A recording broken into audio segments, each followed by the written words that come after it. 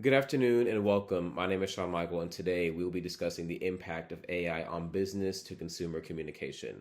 Now, in plain words, what does that mean? In this presentation, I am going to be exploring what happens when you implement AI to handle things, whether it's from basic mundane tasks to answering frequently asked questions to actually completely automating the system and address the potential benefits and concerns to what that has for both the business and the consumer. As customer service landscapes are changing, I want you to think about a time when you've tried to get in contact with that customer support. I know for me, I use a software called Opus Clip, and it's actually AI software that completely adds captions and edits all your videos. Now, here's the point I'm making. When I tried to interact with customer support, initially I met with an AI barrier, and 9 times out of 10, I don't even get to speak to a human until up until a week later.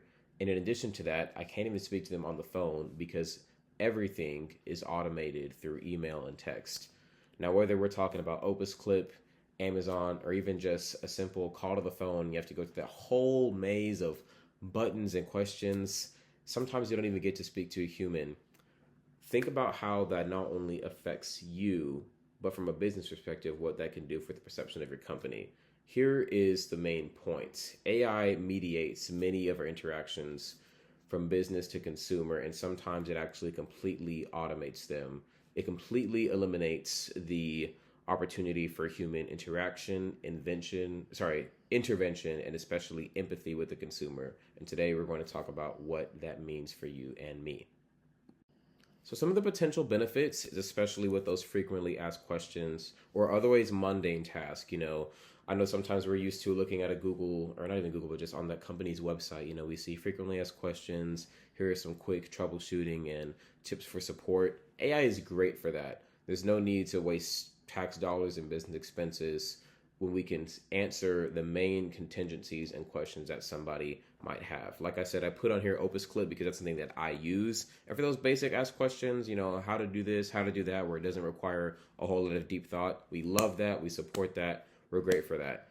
Now, the potential downside of that is sometimes when the deeper issue actually isn't addressed, again, that human intervention, you never get past that because where one, somebody could look past and maybe understand the deeper question that you're asking. AI never does that. Most of them don't really have that emotional capacity or that intellect, and it can really make the whole experience turn sour.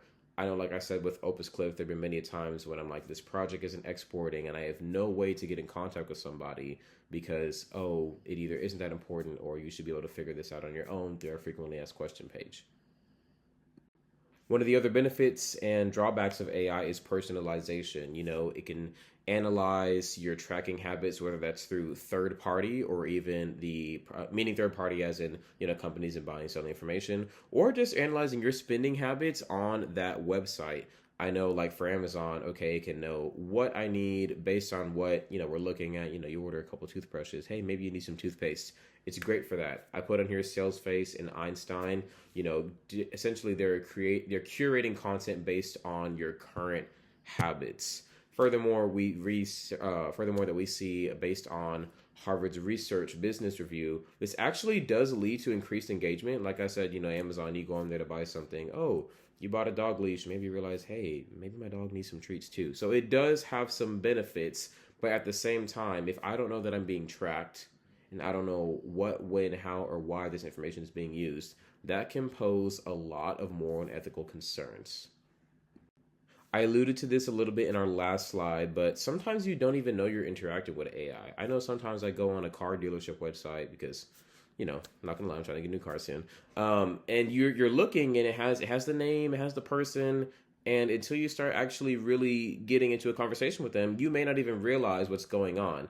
Like I already alluded to earlier, AI lacks empathy. Nothing can replicate that human to human, peer to peer interaction, whether it's through nonverbal cues, whether it's through just, like I said, that basic tone of inflection. What happens is you run into a situation where I may be pouring my heart out, or I'm very frustrated with a service or product, and because this artificial intelligence has no way of understanding that, it can lead to a lot of discourse and frustrated customers. Before I move on to the conclusion, I wanted to address a point that I made in my previous slide. A lot of times, the AI is so advanced right now, especially for those that are otherwise elderly or technologically not as adept, you don't even know that you're interacting with the artificial system. This is especially the case when you have email communication. You could have a system that is analyzing your text and coming with the most expedient solution without even addressing your primary concerns. I know that this is something that I personally have had to deal with, and it is very frustrating. In conclusion, I just want to leave this with y'all. Do the benefits such as engine optimization, personalized ads, and even efficiency really outweigh all of the negatives that AI is potentially bringing to the customer base? If you have all these negative reviews coming back to the business, does that really justify continuing to use the software that otherwise could be hurting the customer relation process? In addition to the findings that I already showed in Harvard, here is a reference and citing of my sources. I thank you for listening and engaging my presentation. I hope that this meets you well.